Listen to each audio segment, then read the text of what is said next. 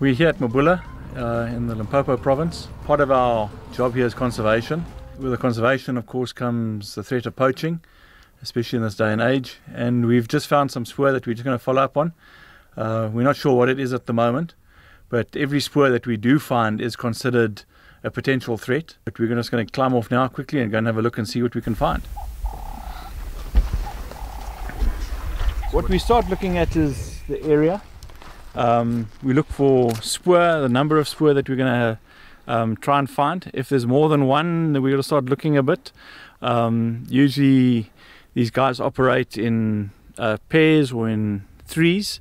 What we have found here out in the Limpopo region, especially around Mabula here, is that if there's 3 sets of spoor, we generally have a bit of a poaching problem or possible poachers, where you have a spotter, a guide, and then what they call the shooter, who will then do the necessary shooting. The 3 of them will share the job of then removing whatever there is that they're after. One of the things within South Africa at the moment, of course, has been the rhino poaching, but there could be lion poaching as well. They could have come down. There is a water hole near here where what they do is they then poison the water hole, and then game comes down and drinks the water and ends up being poisoned. That attracts then the predators, so your lions would then come in, eat that poisoned carcass, and then poison themselves as well. And because we're near this dam that's over here off to my left, we're just going to have a quick look and just see. It's possibly just a comfort stop, but we'd rather be safe than sorry.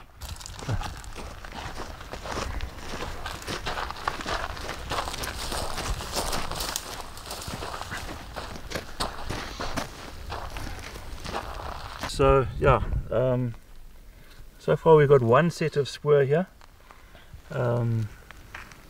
Seems to be a fairly flat sole that we're looking at. These guys use whatever kind of shoe they get their hands onto. What we have seen here is where the guys will actually change their shoe or run around with shoes on, and then suddenly somewhere stop, take the shoes off and run around in socks. So the shoe pattern disappears, and then you spend 5 to 10 minutes then having to check around to see where the spoor goes. Then further on they take the socks off and they're running barefoot. So the whole time with poaching is we're always on the back foot. So we need to start thinking ahead as to looking at a direction that they're going to be going to, and then hopefully leapfrogging ahead with teams that we do have. We have an anti-poaching team here on Mabula that we can leapfrog ahead with the team and then just let them get up there. We take photos of them, the spoor, that's then spread out on our groups that we have, not just within Mabula but within the surrounding farmers as well, in case they have already left our property. The surrounding farmers are then able to identify the spoor and say, yes, listen, they have exited, we've found spoor coming across our properties, and that's what we do. We'll just carry on here a bit and we'll just have a look and see. Okay, you'll see that the spoor has gone over a recent car track, so this is fairly fresh. Possibly just a game drive, we're still not sure at the moment. We've only got the 1 set. We just starting to cast around here a bit.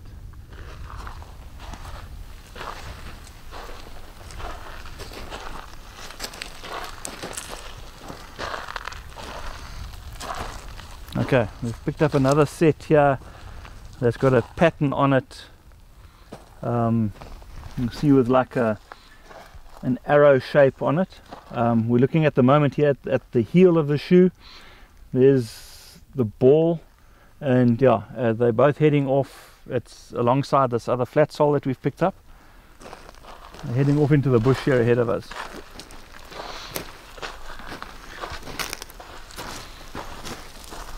What are the chances of being confronted by the poachers? There's always a chance of being confronted by a poacher, always. Especially when it's fairly fresh like this, you're going to be right behind them. At some stage they're going to have to stop and say, this is either fight or flight. And they've already done the flight part. They've gotten to the stage now where when you're closing in on them, that they're now going to have to turn around and fight.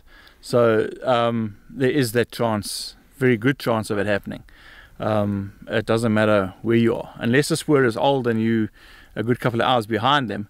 But like with this at the moment, it's fairly fresh, so there's a chance that we will encounter.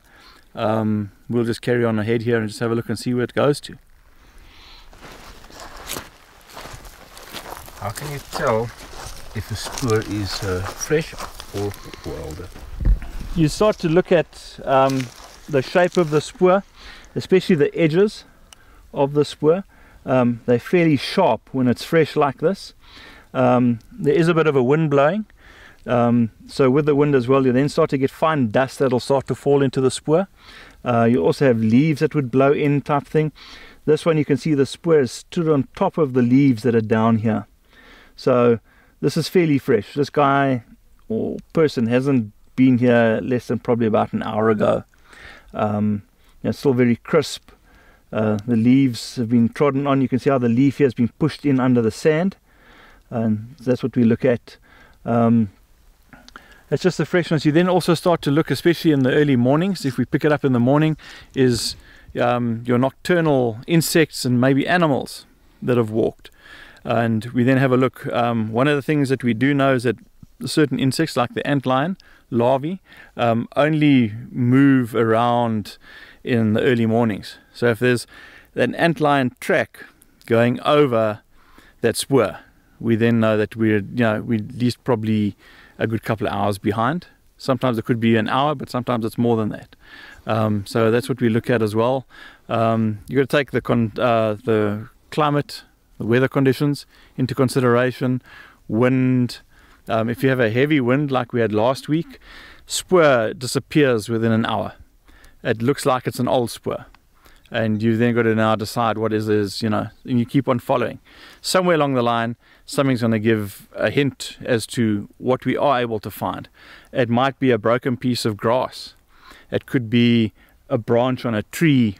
When I say a tree, on a bush that's actually bent and broken. You might find the grass is lying in a certain direction. If you look up ahead and you see the grass is heading, or it's lying flat ahead of you, chances are it's that person that's walked through there. You go up and have a look at that as well. If we have a look out just here into the sun, unfortunately, we can see where an animal has walked through here. And this is going to be very similar to what would happen is if we were following somebody now through the bush.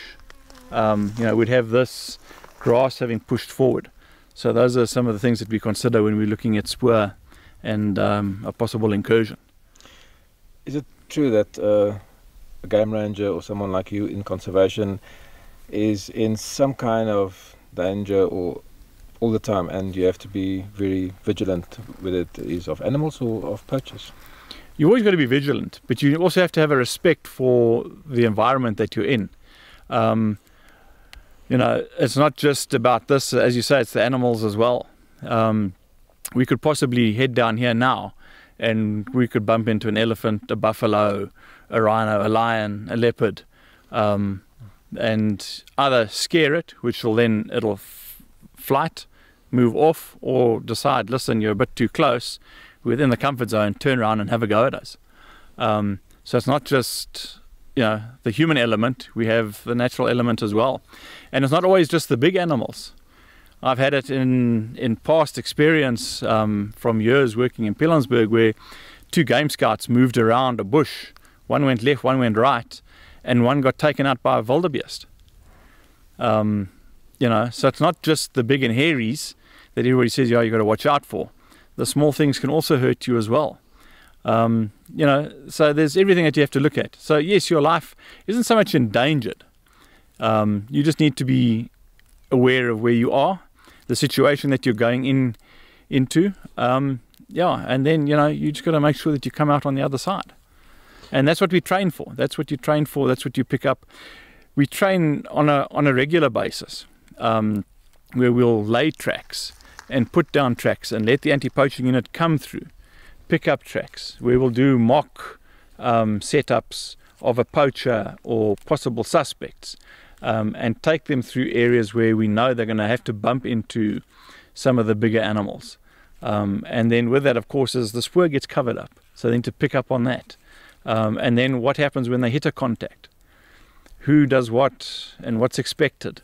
Preferably you don't want to end up having to shoot somebody, But if your life is endangered and you need to fire back or you need to protect yourself, then that's what you've got to do.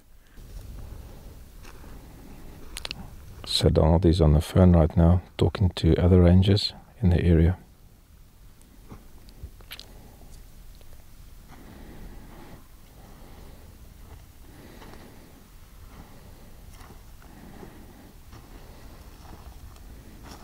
Okay, not a problem. Thanks. Yeah, we will do. Thank you. Okay, I've just spoken to our security officer. He's managed in the meantime to find out from guides and that on the reserve if anybody had climbed off a vehicle here. And yes, the guide and the guest had climbed off. They'd been looking at some birds, and a bird had flown down into the ravine here, and they wanted to follow up on it. And yeah, unfortunately, but this is what happens. Sometimes the guides just don't let us know that they have climbed off a vehicle, and yeah, somebody else comes along, they pick up the spoor, and you know, they're not willing to follow it, so they call us, we come out, we follow up. So yeah, luckily for us at the moment, nothing to worry about, just an innocent mistake. Somebody's climbed off and just enjoying nature.